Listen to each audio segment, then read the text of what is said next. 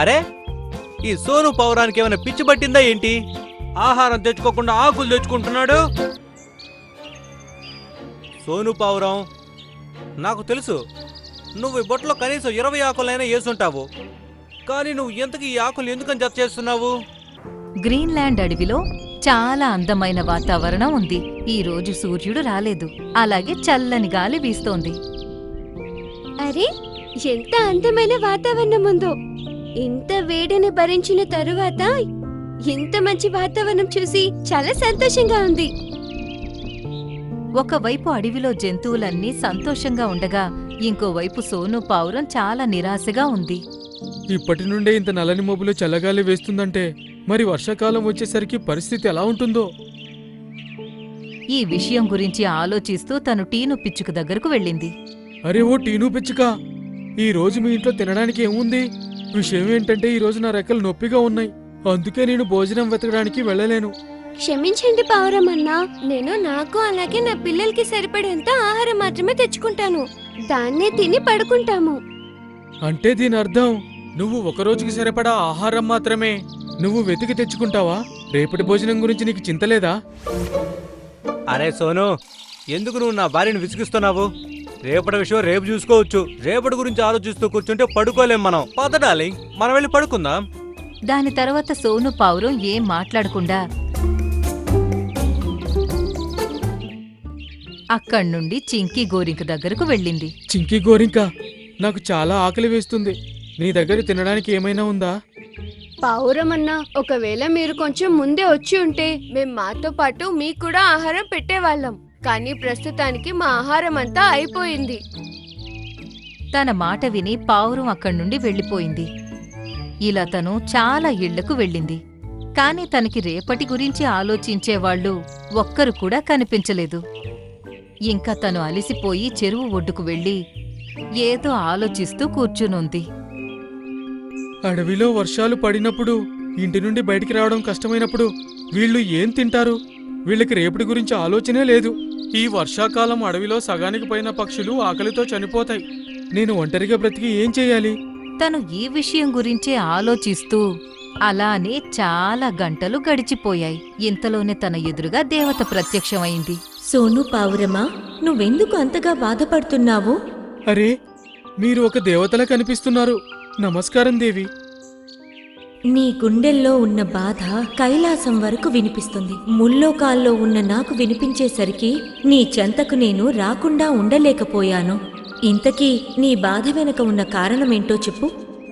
దేవి, నా అడవిలో ఉన్న పక్షులన్నీ చాలా నిర్లక్ష్యంగా జీవితాన్ని గడుపుతున్నాయి. కొన్ని రోజుల్లో వర్షాకాలం మొదలవబోతోంది, కానీ వాళ్ళకి దాని గురించి భయమే లేదు. వర్షాకాలంలో బయటికి రాలేని పరిస్థితి వచ్చినప్పుడు ఆహారం ఎక్కడి నుండి తెచ్చుకుంటారు?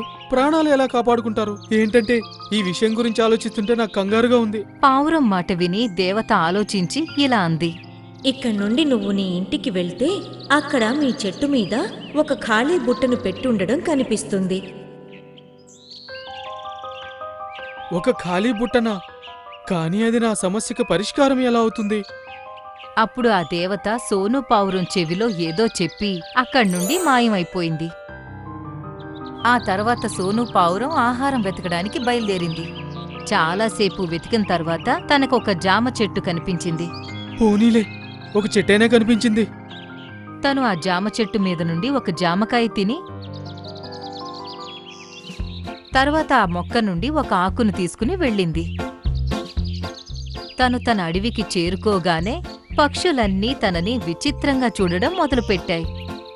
అరే, ఈ సోను పావురానికి ఏమైనా పిచ్చి పట్టిందా ఏంటి? ఆహారం తెచ్చుకోకుండా ఆకులు తెచ్చుకుంటున్నాడు. సోను పావురం తన చెట్టు దగ్గరకు వెళ్ళగానే తనకక్కడ ఒక బుట్ట కనిపించింది. తను ఆ ఆకుని ఆ బుట్ట లోపల పడేసింది. పక్షులన్నీ ఇది చూసి ఆశ్చర్యపోయాయి. ఇంకా ఇప్పుడు రోజూ సోను పావురం తన నోటితో ఆకును తీసుకొచ్చి ఆ బుట్టలో వేసేసేది.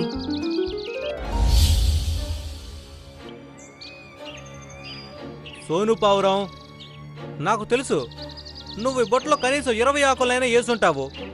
కానీ నువ్వు ఎంతకి ఈ ఆకులు ఎందుకని జత చేస్తున్నావు?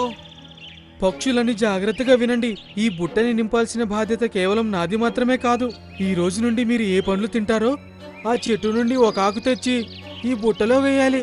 మీ అందరికన్నా పెద్దవాణ్ణి గనుక అందరూ తప్పకుండా నా మాట వినాలి. పెద్దోడివే కానీ పిచ్చోడివైపోయావు. ఏం పర్వాలేదు, అయినా నీ మాట మేము వింటాము. ఆ రోజు నుండి పక్షులు ఏదైనా పండును తింటే ఆ చెట్టు నుండి ఒక ఆకును తీసుకొచ్చి ఆ బుట్టలో వేసేవి. అరే తమ్ముడు, ఎక్కువగా వర్షం పడుతుంది. ఇట్లాంటి పరిస్థితుల్లో మనం ఆహారం తెచ్చుకోవడానికి వేరే అడవికి వెళ్ళలేము. నేలపై కూడా నీళ్ళన్నీ నిండిపోయాయి. ఇప్పుడు మనకి దారి కూడా అస్సలు గుర్తుండదు. అవును, మీరు చెప్పింది నిజమే. ఇప్పుడు వర్షం ఆగిన తర్వాతే మనకి ఆహారం దొరుకుతుంది. పక్షులన్నీ చాలా కంగారు పడుతున్నాయి. అలాగే వర్షం ఎప్పుడు ఆగిపోతుందో అని ఎదురు చూస్తున్నాయి. కాని వర్షం ఆగలేదు. అలాగే అన్నింటికీ ఆకలి వేయడం మొదలయ్యింది. అప్పుడే సోను పావురం కూడా వచ్చి అక్కడ కూర్చుంది. చెప్పండి, మీరెందుకంత కంగారు పడుతున్నారు? నువ్వు చెప్పింది నిజమే సోను పావురమా. మనం ఈ రోజుతో పాటు రేపటి గురించి కూడా ఆలోచించాలి. ముందుగానే ఆహారం కూడా పెట్టుకుని ఉండాల్సిందే. ఈ రోజు వర్షం కారణంగా మేము ఇంకా పిల్లలు ఆకలితో ఉన్నాం. ఆ రోజు కనుక మేమంతా నీ మాట వినుంటే ఈ రోజు మా అందరికి ఆహారం ఉండేది. నాకు తెలుసు, సమయం వచ్చినప్పుడు మీరు తప్పకుండా పశ్చాత్తాపడతారని. ఏమోలే, ఇప్పుడు చాలా ఆలస్యమైంది. ఆకలితో చనిపోవడం తప్ప ఇంకో మార్గం లేదు. పావురమన్నా, ఒకవేళ ఈసారి మేము ప్రాణాలతో ఉంటే వర్షం తగ్గాక మేము నువ్వు చెప్పినట్టే చేస్తాము. ఒకవేళ మీరు కష్టపడటానికి సిద్ధంగా ఉన్నారంటే నేను మీకు ఒకటి చూపిస్తాను. ఆ బుట్టలో ఆకులు ఎందుకు జమ చేస్తున్నానో. ఇంకా పక్షులన్నీ సోను పావురంతో కలిసి తను ఉండే చెట్టు దగ్గరకు చేరుకున్నాయి. అక్కడకు వెళ్లిన తరువాత అవి ఏదైతే చూశాయో అది చూశాక వాటికి నమ్మకం కుదరలేదు. వాటి ఆశ్చర్యానికి హద్దులే లేవు. అక్కడవి ఏం చూశాయంటే ఇన్ని రోజుల నుండి అవి ఏ బుట్టలో అయితే ఆకులు జమ చేస్తున్నాయో ఇప్పుడు అది పండ్లతో నిండిపోయింది. ఇక్కడ అసలు ఏం జరిగింది? ఇంతకీ ఇది ఎలా సాధ్యమైంది? నాకు అసలేం అర్థం కావడం లేదు. మీలో ఎవ్వరికీ వర్షాకాలం గురించి అసలు భయం లేదని నాకు తెలిసినప్పుడు నేను చెరువు దగ్గర ఆలోచిస్తూ కూర్చున్నాను. అప్పుడే నా ముందుకి ఒక దేవత వచ్చింది. తనే నాకు ఈ బుట్టనిచ్చింది. ఈ రోజు నుంచి నువ్వు ఏ చెట్టు పండు తినినా దాని ఒక ఆకును తుంచి ఆ బుట్టలో పడేసేయి. ఈ విధంగా నువ్వు ప్రతిరోజు చెయ్యాలి. వర్షాకాలం వచ్చినప్పుడు ఈ బుట్టలో ఎప్పుడైతే వానచినుకులు పడతాయో అప్పుడు ఒక ఆకుకి బదులుగా అందులో ఆ చెట్టు మీద కాసే 10 పండ్లు వచ్చేస్తాయి. ఆ ఆకు ఏ చెట్టుదైతే అది. అందుకే నేను ఏ చెట్టు పండైతే తినేవాణ్ణో దాని ఒక ఆకు ఈ బుట్టలో వేసేవాడిని. నా మాట విని మీరు కూడా రోజు ఇందులో ఒక ఆకు వేయడం మొదలు పెట్టారు. అందుకే వర్షం మొదలైన వెంటనే పండ్లతో నిండిపోయింది. అరే అద్భుతం! ఇప్పుడు మేము ఆకలితో ఉండాల్సిన అవసరమే లేదు. నీకు చాలా చాలా కృతజ్ఞతలు మిత్రమా. అవును, కానీ వచ్చే సంవత్సరం మీరందరూ కష్టపడి ఆహారం జమ చెయ్యాలి. వర్షాకాలం అయిపోయిన వెంటనే ఈ బుట్ట దానంతటదే మాయమైపోతుంది. అలాగే సోను పావురం, మేము ఎప్పటికీ నువ్వు చెప్పిన మాటని గుర్తు పెట్టుకుంటాం. అలాగే భవిష్యత్తు గురించి ఆలోచించి పనులు చేస్తాం. ఆ తర్వాత పక్షులన్నీ బుట్ట నుండి పండ్లు తీసుకుని తినడం మొదలుపెట్టాయి. అవన్నీ ప్రశాంతంగా తినడం చూసి సోను పావురంకి చాలా సంతోషం కలిగింది. నువ్వెంత మురికి వాడివి నల్లకాకి. నువ్వు నా ఇల్లు మొత్తాన్ని నాశనం చేశావు. అయితే శుభ్రం చేసుకో మోటు బొప్పాయి. నా పనైతే అయిపోయింది. ఇప్పుడు నేను నీ ఇంటి దగ్గర నుంచి ఏమైనా తీసుకెళ్ళాలేంటి? ఈ మాట విని పపాయ చెట్టుకు కోపం వచ్చింది. ఇది డోలక్పూర్ అనే ఒక గ్రామంలో జరిగినది. ఇక్కడ చాలా పక్షులు, చెట్లు చాలా సంతోషంగా జీవించేవి. అక్కడ చాలా రకమైన చెట్లుండేవి. ఆ చెట్ల మీద చాలా రకాలు పక్షులు కూర్చొనేవి. అప్పుడు ఒక చెట్టు చమేలి పక్షితో ఇలా అంటుంది. అరే చెమేలి పక్షి, చూడు వాతావరణం ఎంత బాగుందో.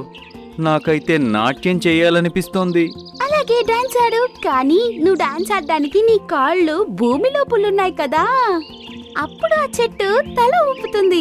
తర్వాత ఆ పక్షిని కిందకి తోసిస్తుంది. చూడు, నేను నాట్యం చేశా కదా, నువ్వు కింద పడిపోయావు కదా. బుద్ధి లేదా నీకు? నువ్వేమైనా లూజా? ఇలాగే వీరందరూ అక్కడ చాలా సంతోషంగా ఉండేవారు. అక్కడే ఒక పపాయ చెట్టు కూడా ఉండింది. ఇక్కడ చాలా పపాయ చెట్లు మరియు పక్షులు ఉండేవి. అన్నీ చాలా సంతోషంగా ఉండేవి. అక్కడ ఒక లావు పపాయ చెట్టు కూడా ఉండేది. అన్ని పక్షులకు అది సహాయం కూడా చేసేది. పక్షులకు ఎక్కడా ఉండలేని పరిస్థితి వస్తే అవి లావు పపాయ చెట్టు యొక్క ఇంటిని యూజ్ చేసుకునేవి. లావు పపాయ చెట్టు చాలా మంచిది. అది ఎప్పుడు అన్ని పక్షులకు సహాయం చేసేది. అప్పుడు ఒక రోజు కాకి తనతో ఇలా అంటుంది. అరే మోటు బొప్పాయి చెట్టు, నా ఇంటికి ఒక అతిథి వస్తున్నాడు. నేను అతన్ని ఇక్కడికి తీసుకురానా? కేవలం కొన్ని రోజుల కోసమే. ప్లీజ్ నువ్వు నీ ఇంటిని నాకు కిరాయికి ఇవ్వు. అలాగే తీసుకో, కానీ నా ఇంట్లో అపరిశుభ్రం చేయకూడదు. పపాయ దాని ఇల్లు తనకి కొద్ది రోజుల కోసం ఇస్తుంది. కాలుకాకి యొక్క బంధువులు వచ్చి వెళ్లిపోయారు. కాలుకాకి యొక్క బంధువులు ఇంటిని చాలా పాడు చేసి వెళ్ళాయి. దాన్ని చూసి పపాయ చెట్టుకి చాలా కోపమొస్తుంది. నువ్వెంత మురికి వాడివి నల్లకాకి, నువ్వు నా ఇల్లు మొత్తాన్ని నాశనం చేశావు. అయితే శుభ్రం చేసుకో మోటు బొప్పాయి. నా పని అయితే అయిపోయింది. ఇప్పుడు నేను నీ ఇంటి దగ్గర నుంచి ఏమైనా తీసుకెళ్ళాలి ఏంటి? ఈ మాట విని పపాయ చెట్టుకు కోపమొచ్చింది.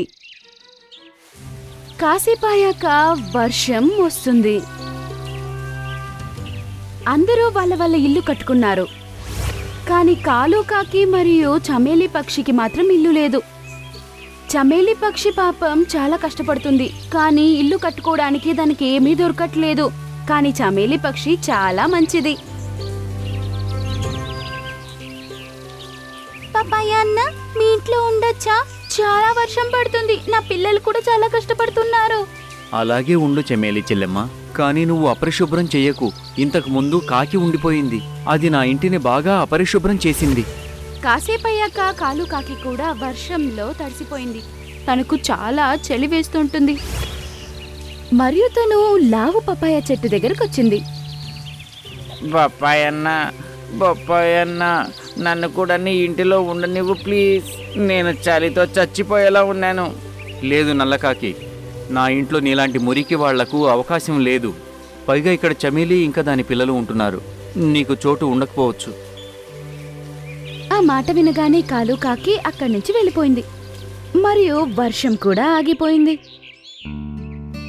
మరియు అన్ని పక్షులు వాళ్ళ చోటుకి వెళ్ళిపోయాయి. వాతావరణం కూడా మారిపోయింది. కాసేపయ్యాక ఆ అడవిలోకి భయంకరమైన గద్దలు రెండొచ్చాయి. అది అన్ని పక్షుల్ని తింటున్నాయి. మరియు చెట్లలో ఉన్న అన్ని పళ్ళను కూడా నాశనం చేసింది. అది చాలా పక్షుల్ని చంపి తింటున్నాయి. తర్వాత లావు పపాయ చెట్లో ఉన్న పళ్ళను నాశనం చేయడానికి వచ్చాయి. బొప్పాయి, నువ్వెక్కడ తప్పించుకుంటావు? నీ పంటని కూడా నాశనం చేస్తాను. అప్పుడు నువ్వు ఇంకెలా బతికి ఉంటావు? లేదు సోదరా, నువ్వు నన్ను చంపవద్దు, నా పంటల్ని నాశనం చేయొద్దు. నేను ఇక్కడ చాలా పక్షులు ఉండడానికి గూడు ఇస్తున్నాను. నేనే గనుక లేకుంటే చాలా పక్షులు అనాథలైపోతాయి. అయితే నన్నేం చేయమంటావు? నాకైతే నీ పంట నాశనం చేస్తేనే లాభము. మేమిక్కడ మొత్తం అడవిని నాశనం చేస్తాం, మొత్తం పక్షుల్ని తినేస్తాము. అప్పుడు ఆ వైపు చమేలి పక్షి వచ్చింది. అప్పుడు తను చూసింది ఆ గద్ద లావు పపాయ చెట్టుని చాలా టార్చర్ చేస్తుంది. అప్పుడు అది తక్షణం అక్కడికి వెళ్తుంది. ఏ భయంకరమైన గద్ద, లావు పపాయ అంకుల్ దగ్గర నుంచి వెళ్ళు. తనని టార్చర్ పెట్టకు. ఒకవేళ నువ్వు తనని టార్చర్ పెట్టావంటే నాతో గొడవ పడాల్సి వస్తుంది. అరే పిచ్చుక, నువ్వు నన్నేం ఆపగలుగుతావు? నేను ఈ పంటని నాశనం చేసే తీరుతా. అలాగైతే రా చూసుకుందాం. గద్దకు మరియు పక్షికి గొడవ ఎక్కువవుతుంది. అప్పుడు చమేలి పక్షి గద్దను అడవికి ఇంకోవైపు తీసుకెళ్తుంది. అక్కడ వేటగాడు పక్షుల కోసం వలపరిచాడు. గద్ద చమేలి పక్షి వెనకాల తనని పట్టుకోవడానికి వేగంగా వెళ్తుంది. మరియు చమేలి పక్షి వల దగ్గరికి వెళ్తుంది. మరియు అక్కడి నుంచి సడన్ గా ఇంకోవైపు ఎగిరిపోతుంది. గద్ద చాలా వేగంగా వస్తున్నందువల్ల అది ఇంకోవైపు ఎగరలేకపోయింది మరియు వలలో బాగా చిక్కుకుంది. మరియు వేటగాడు గద్దని తనతో తీసుకెళ్తాడు. మరియు చమేలి పక్షి లావు పపాయ చెట్టు దగ్గరికి వెళ్తుంది. చమేలి, నీకు చాలా చాలా ధన్యవాదాలు. నువ్వు చాలా మంచిదానివి. నువ్వు నీ ప్రాణాల్ని పణంగా పెట్టి నా ప్రాణం కాపాడావు. పర్లేదు లావు పపాయ అంకుల్, మీకు ఏం అవసరం వచ్చినా మీరు నా దగ్గర చెప్పండి. మిమ్మల్ని ఎవరూ ఇలా టార్చర్ పెట్టలేరు. అయితే చమేలి, నీకు ఏ కష్టం వచ్చినా నువ్వు నాతోనే చెప్పు. నేను నీ సమస్యలన్నింటినీ దూరం చేస్తాను. లేదు, నాకేం ప్రాబ్లం లేదు. లావు పపాయ అంకుల్, నేను నాకు ఇల్లు కట్టుకోవడం కోసం కట్టెలు వెతుక్కోవడానికి వెళ్తున్నాను, ఎందుకంటే వర్షాకాలం మళ్ళీ వస్తుంది. అరే చెమేలి, నువ్వు నీ ఇల్లు కట్టుకోవలసిన అవసరం లేదు. నీ ఇల్లు ఇదే కదా, నువ్వు నా ఇంట్లోనే ఉండు. అరే లావు పపాయ అంకుల్, మీరేం మాట్లాడుతున్నారు? అవును చెమేలి, నువ్వు నా ప్రాణం కాపాడావు. నేనైతే నీకోసం ఏమాత్రమైనా చేయగలను. ఇది నువ్వు మీ బాబాయ్ గారి ఇల్లే అనుకో. ఎప్పుడైనా నీకు వర్షాకాలం వచ్చేలా ఉన్నా, సమస్య ఏదైనా వచ్చినా వచ్చి నా ఇంటిలో ఉండు నువ్వు. ఇంకా ఈ ఇంట్లో నువ్వు తప్ప ఇంకెవరూ ఉండరు. ఇది కేవలం నీ ఇల్లు మాత్రమే. అలాగైతే ఈ రోజు నుంచి మీరు నా లావు పపాయ అంకుల్. అలాగే అనుకో. ఇంకా లావు పపాయ చెట్టు మరియు చమేలి చాలా సంతోషంగా ఉన్నారు.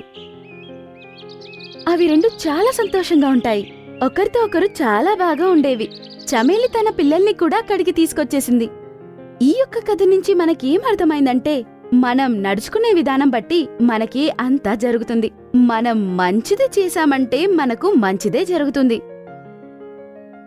ఒకవేళ మనం ఎవరికైనా చెడు చేస్తే మనకి కూడా చెడు జరుగుతుంది.